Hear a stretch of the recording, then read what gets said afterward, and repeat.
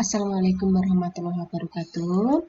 Anak-anakku, mari kita belajar tentang pewarisan sifat bagian yang kedua dengan tema monohibrida. Silakan dipersiapkan buku dan alat tulisnya. Tujuan pembelajaran kali ini adalah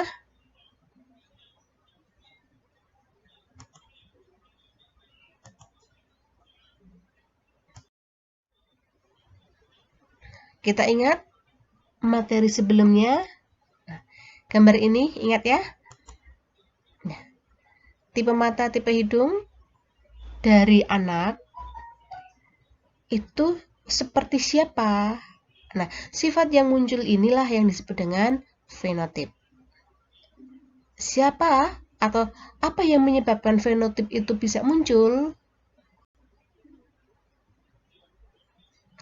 Ada genotip, masih ingat ya?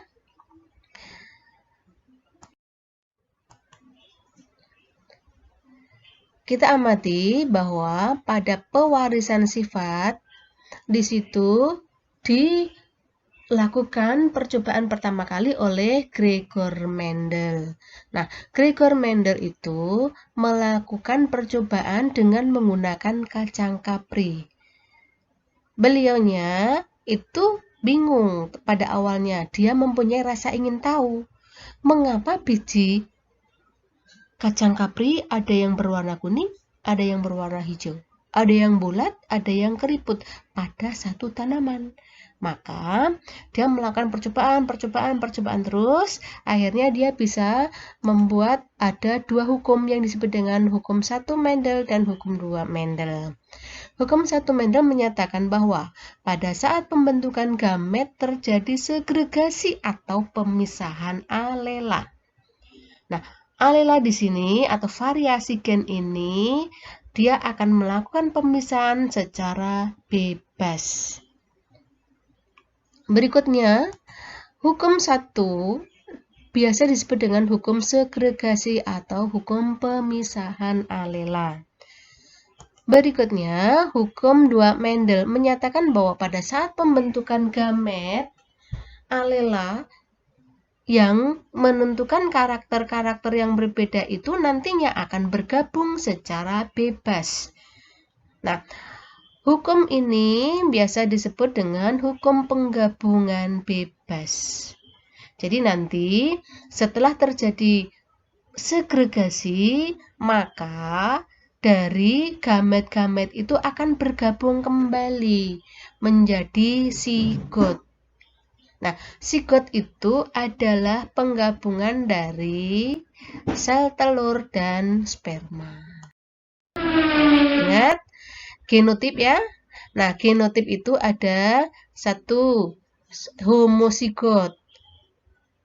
Nah, di sini pada homozigot, di situ ada yang homozigot dominan. Nah, dikatakan dominan karena dia akan menutupi sifat yang lain. Nah, di sini dituliskan dengan 1 jenis huruf untuk 1 karakter. Misalnya hurufnya A itu 1 sifat, K itu juga 1 sifat yang lain. Nah, homozigot dominan itu ditulis dengan huruf kapital berpasangan, jadi 2 huruf yang sama jenisnya. Berikut homozigot resesif. Nah, untuk resesif ini karena sifatnya tertutupi bila ada sifat dominan. Nah, dia ditulis dengan huruf kecil. Kalau dominan tadi A besar, maka kalau yang resesif A kecil, A kecil. Berikut ada yang disebut dengan heterozigot. Nah, di sini pasangan gen ini tidak sama kuat. Dia dituliskan dengan 1 jenis huruf tapi A besar dan A kecil atau 1 kapital 1 huruf kecil. Berikutnya, ada galur murni. Galur murni itu adalah organismenya atau makhluk hidupnya. Nah, di sini jika galur murni itu biasanya dominan atau sifat yang diunggulkan. Berikut, nanti kita juga akan mempelajari tentang backcross. Nah, pada backcross di sini adalah persilangan dengan keturunan pertama dengan induk yang dominan. Kemudian ada test cross, yaitu persilangan antara keturunan pertama atau F1 dengan induknya yang resesif. Nah, sekarang tentang persilangan. Apakah persilangan itu? Persilangan biasa disebut dengan hibrida atau bastar. Jadi di situ nanti ada penggabungan dari beberapa sifat.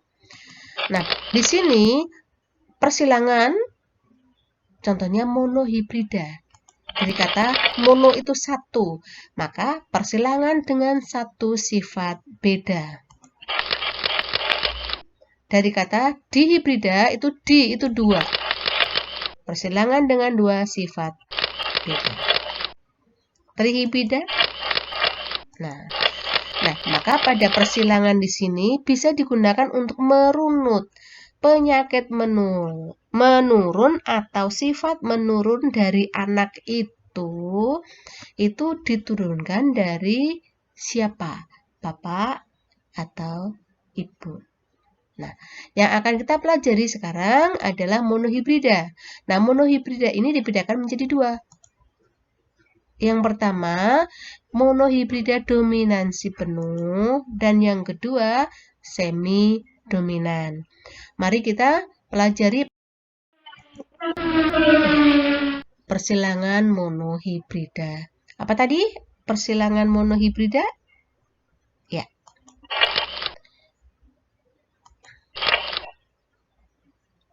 Contohnya, tumbuhan berbunga kuning disilangkan dengan tumbuhan berbunga merah. Maka sifat yang disilangkan adalah satu sifat beda, yaitu tentang warna bunga. Contoh yang kedua. Contoh yang ketiga. Nah, banyak sekali contohnya ya.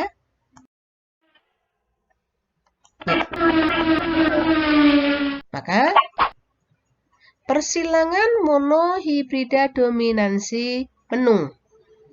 Nah, di sini persilangan dengan satu sifat beda, di mana sifat resesif akan dikalahkan atau tertutupi oleh sifat dominan. Jadi sifat resesif ini tidak hilang, dia bisa muncul lagi jika sifat dominannya tidak ada. Berikut diagram persilangannya. Di sini ada kata parental. Parental itu induk, biasa disingkat dengan huruf P. Kemudian ada F1. F itu filial atau keturunan. F1 berarti keturunan yang pertama. Nantinya ada F2, berarti keturunan yang kedua. Berikut. Di situ ada kata gamet. Gamet adalah sel kelamin. Sel kelamin itu ada dua macam, yaitu jantan dan betina. Jantan itu akan menghasilkan sperma, kemudian yang betina menghasilkan sel telur. Berikut, di situ ada huruf S besar. S besar atau S kapital. Di situ ada dua. Nah, di situ menunjukkan sifat yang dominan. Kromosomnya berpasangan sehingga disebut dengan diploid. Sama juga dengan yang S kecil. Di sini menunjukkan sifat resesif. Ini juga diploid karena berpasangan. Kemudian pada gamet di situ ada S besarnya 1, S kecilnya 1. Nah, di sini kromosomnya hanya setengah sehingga biasa disebut dengan haploid. Kemudian dari kromosom yang ada pada gamet, di situ dia akan bergabung. Nah, bergabungnya ini akan menjadi sigot. Sigot nanti akan menjadi individu baru. Nah, individu baru inilah yang disebut dengan F1 atau keturunan pertama. Berikutnya, contoh. Tanaman berbatang tinggi dominan. Ditulis dengan T besar. Disilangkan dengan tanaman berbatang rendah, T kecil. Berarti di sini monohibrida, yaitu persilangan dengan satu sifat beda. bagaimanakah keturunan F2-nya? Nah, di sini pada parental, saya singkat ya dengan T besar itu untuk menunjukkan fenotipnya tinggi. Untuk yang rendah, T kecil. Kemudian, gametnya untuk yang tinggi itu T besar. 1, ditulis 1 karena di situ T besarnya sama. T besar ya. Kemudian yang rendah itu T kecil. Karena homozigot. Berikut pada keturunan yang pertama, di situ T besar, T kecil. Karena dominasi penuh, maka sifat yang diturunkan adalah batang tinggi. Jika F1 disilangkan sesamanya, sehingga di sini tertulisnya P2, maka bagaimanakah keturunan dari F2-nya? Maka kita amati dulu pada gametnya. T besar, T kecil, maka gametnya T besar dan T kecil. Jadi ada 2 jenis gamet. Kalau pada parental, tadi gametnya hanya 1, ditulis 1 karena hurufnya sama, homozigot. Tapi kalau yang heterozigot, ditulisnya 2. Kita lanjut pada diagram persilangannya. Nah, di sini menggunakan diagram papan catur. Kita ingat bahwa tadi ada sel kelamin jantan dan sel kelamin betina. Sel kelamin jantan di situ tadi T besar dan T kecil. Kemudian untuk yang betina juga T besar dan T kecil. Sehingga kemungkinan dari individu anak itu kemungkinannya ada 4 kotak. Nah, di sini ya. Nah, dari 4 kotak itu yang pertama di sini nanti gamet yang muncul dari induk betina dia akan memberikan kepada anaknya. Dia bisa memberikan yang T besar, bisa memberikan yang T kecil. Begitu juga untuk yang dari jantan. Jantan juga akan memberikan T besarnya atau T kecilnya. Sehingga pasangannya itu ada 4 macam. Nah, kita amati ini adalah anak atau F2-nya. Maka perbandingan genotipnya adalah di sini ada 1 T besar, T besarnya ada 1, kemudian T besar, T kecilnya ada 2, dan T kecilnya ada 1. Maka perbandingan fenotipnya adalah T besar itu menunjukkan tinggi, T besar, T kecil itu menunjukkan tinggi juga, jumlahnya ada 2 ya.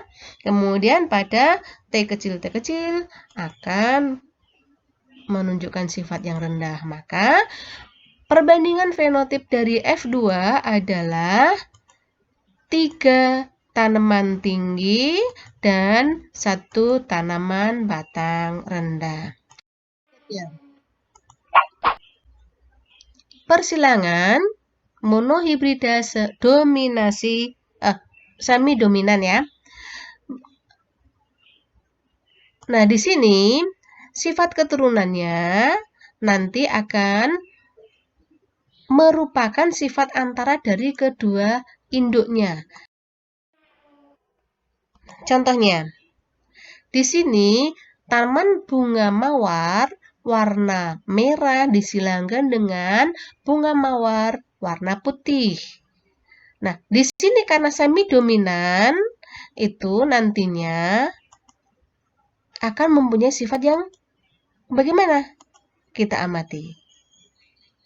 F1-nya. Nah, mengapa bisa seperti ini pada F1?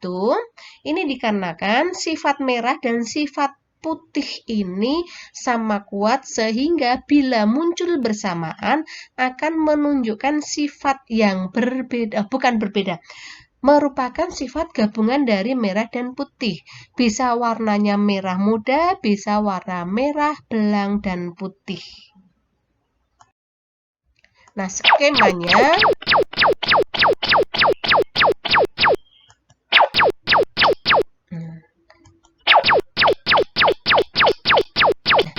kita amati ya. Untuk F1-nya di sini merah muda. Untuk P2-nya, jika F1 disilangkan sesamanya, maka gametnya. Jadi hampir sama dengan yang monohibrida dominan penuh, maka pada sifat intermediatnya kita amati pada diagram papan caturnya sama seperti yang tadi ya.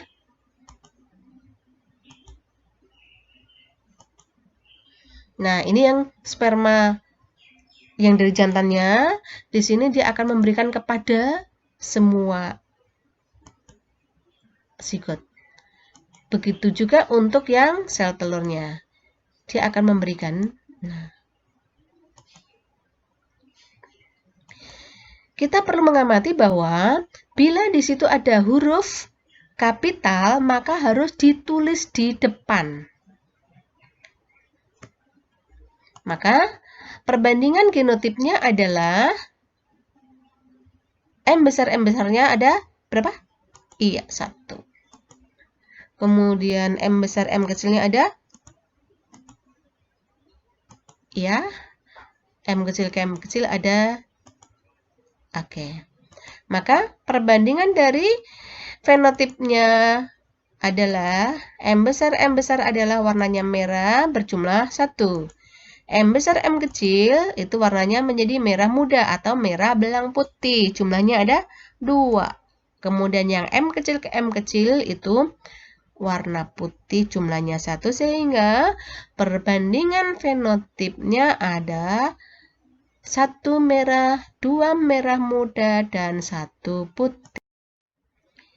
Berikutnya, nah, P-cross. Persilangan F1 dengan induk dominan. Nah, contohnya seperti ini. Bila batang tinggi yang dominan disilangkan dengan batang rendah, F1-nya disilangkan dengan induk dominan. Maka, hasilnya bagaimana?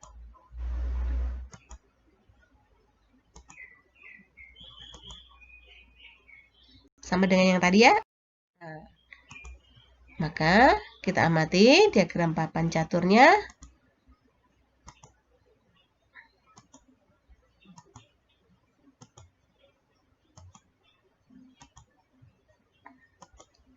Ingat, huruf kapital diletakkan di depan.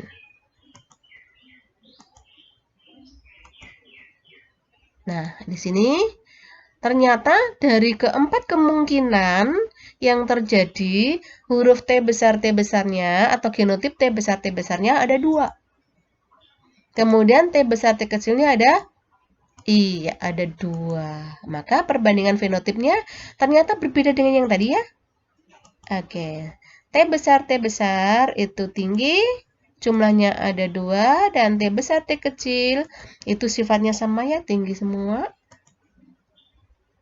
Nah, maka untuk yang fenotipnya 100% memunculkan sifat tinggi. Berikutnya, latihan soal, silakan.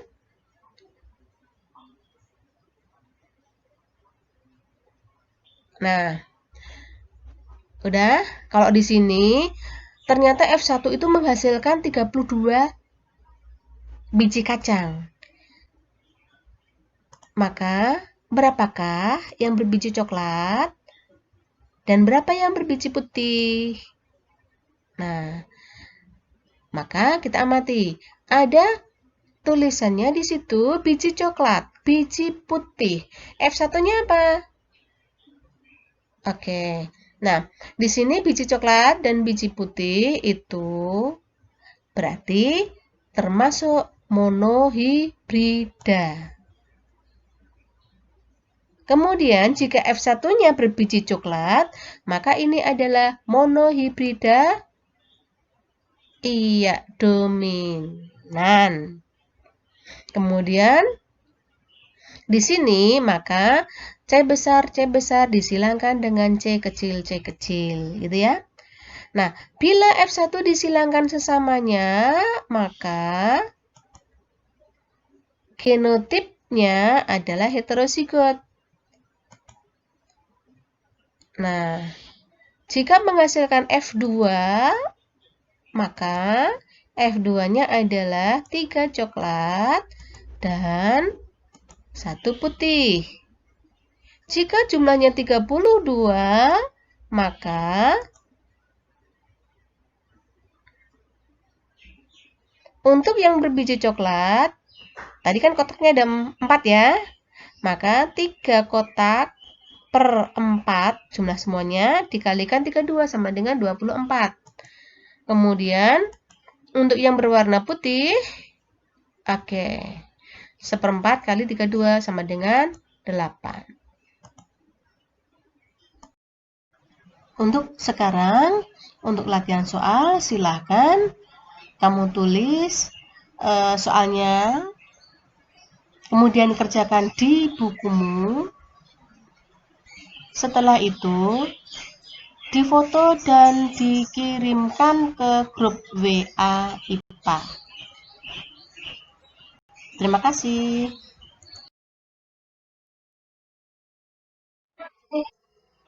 Alhamdulillah, kita sudah selesai mempelajari tentang monohibrida dan kita akan bertemu kembali pada materi selanjutnya yaitu dihibrida. Assalamualaikum warahmatullahi wabarakatuh.